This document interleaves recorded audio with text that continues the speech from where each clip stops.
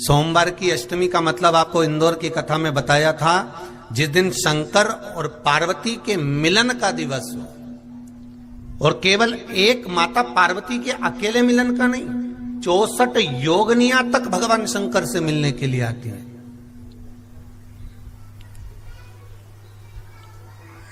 64 योगनियां।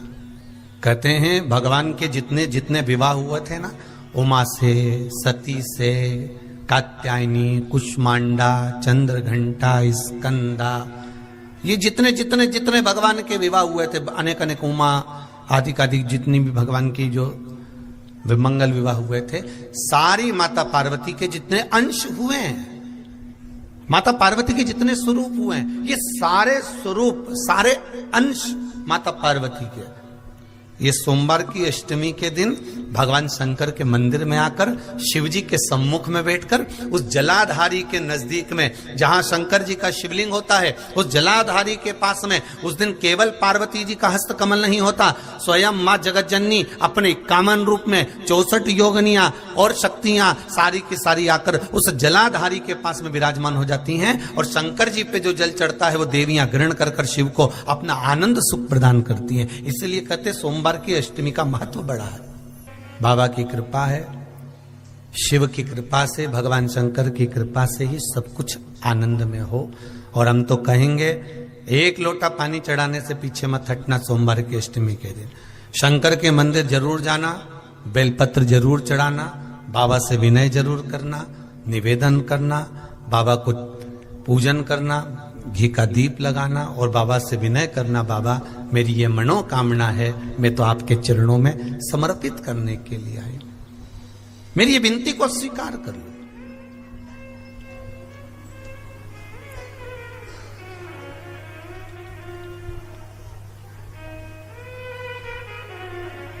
तेरे दरबार की बाबा निराली शान देखी,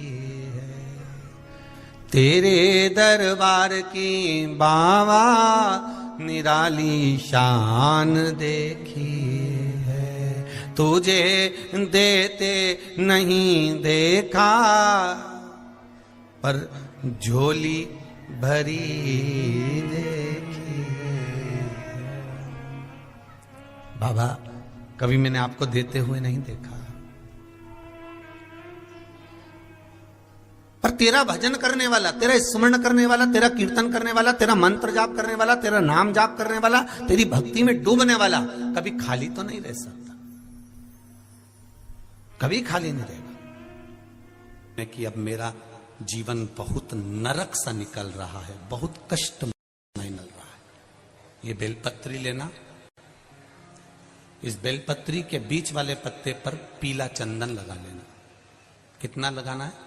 बीच वाला जो पत्ता है उस पर पीला चंदन। जब आपको लगे कि मेरा जीवन बहुत कष्टमय है, अब ये रोग, अब ये कष्ट दूर ही नहीं हो रहा, अब ये आए दिन तकलीफ पर तकलीफ बढ़ती जा रही है, आए दिन रोग बीमारी, पैसा घर में बच नहीं रहा, बहुत कष्टमय जीवन है, इसमें लगाओ पीला चंदन बेलपत्री की बीज पत्ती पर।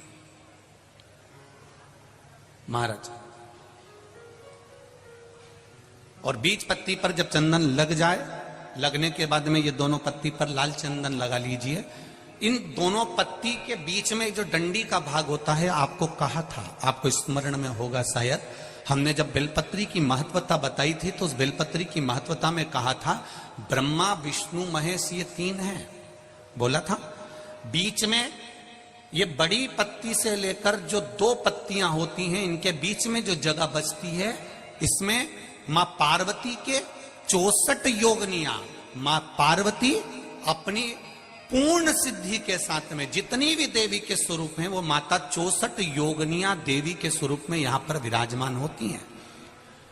दो पत्ती के नीचे से जो डंडी होती है नीचे तक, ये पूरी डंडी में 33 कोटि देवी देवताओं विराजमान होते हैं इस पूरी डंडी के अंदर।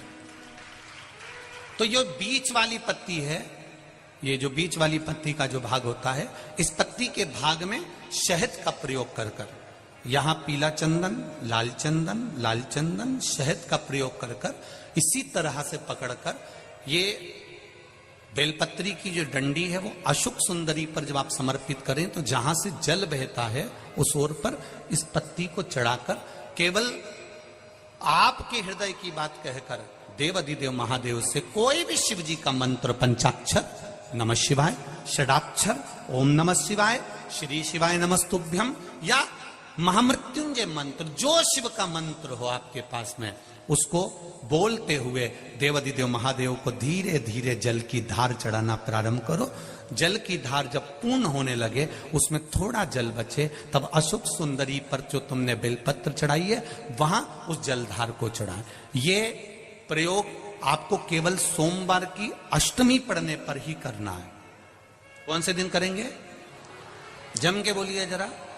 सोमवार की अष्टमी पढ़ने पर यह प्रयोग करें और जल चढ़ाकर बाबा से विनती कर उसी बेलपत्र को वापस उठाकर कहीं जलाशय में या किसी पेड़ के नीचे विसर्जन कर दें और 1 लोटा जल वहां भी चढ़ा दें। बस निवेदन कर आ जाइए, मेरा बाबा 3 माह के अंदर हाथ जरूर पकड़ेगा और आपको दलदल से बाहर निकाल देगा। मात्र एक बेलपत्र और एक दुर्वा। दुर्वा जानते हो ना? दूब बोलते हो कि दुर्वा बोलते हो? हाँ, दुर्वा बोलते ना, हरा कलर की। एक दुर्वा और एक बेलपत्र। प्रयास करना जिंदगी में एक बार, जिन बेटा बेटी का मंगल विवाह नहीं हुआ हो और जिसको लगता है कि भगवान शादी हो तो ऐसी जगह हो जहां हमारा आदर हो, सम्मान हो, सत्कार हो, जहां लोग हमारा आदर करें, सम्मान करें, सत्कार करें, ऐसी जगह विवाह हो जहां आदर सम्मान मिले। एक दुर्वा, एक बेलपत्र, जो सोमवार की अष्टमी के दिन नंदीश्वर का स्पर्श कराकर, नंदी का स्पर्श कराकर, जलाधारी का स्पर्श कराकर शिवलिंग के ऊपर समर्पित कर देता है, उसको जो वर प्राप्त होता है और घर प्राप्त होता है वह अच्छा ही प्राप्त होता है। अदालत तक नहीं जाना पड़ता, तलाक तक बात नहीं पहुंचती और उसके घर में सुख और समृद्धि रहती। क्या क्या चढ़ाना है? जम के बोलो जरा। एक दुर्वा और एक बेलपत्र।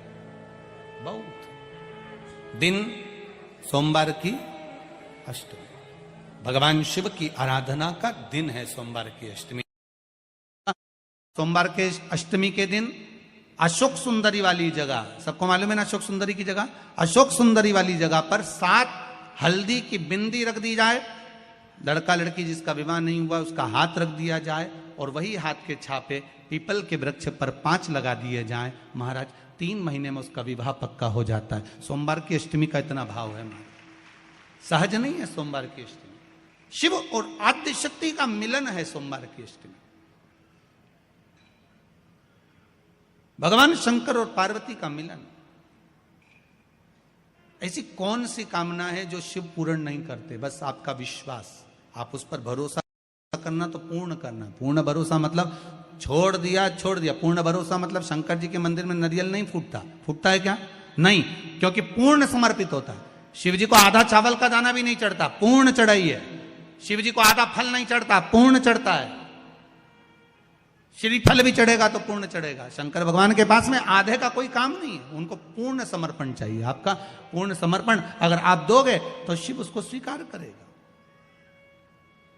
शिव जी पे विश्वास कितना करना चाहिए? कई लोग पूछते महाराज जी आप बताओ शंकर भगवान पे विश्वास कैसे करें? तो हमने कहा जैसे पायलट पर करते हो वैसे भगवान शंकर पे करो। जैसे ट्रेन में बैठते हो तो ट्रेन चलाने वाले ड्राइवर पर करते हो, ऐसे शंकर भगवान पर करो। बस में बैठते हो तो बस के ड्राइवर पर करते हो, ऐसा भगवान पर करो। पायलट कैसा हवाई जहाज चला रहा है आपको मालूम है क्या? जम के तो बोलो, जम के बोलो।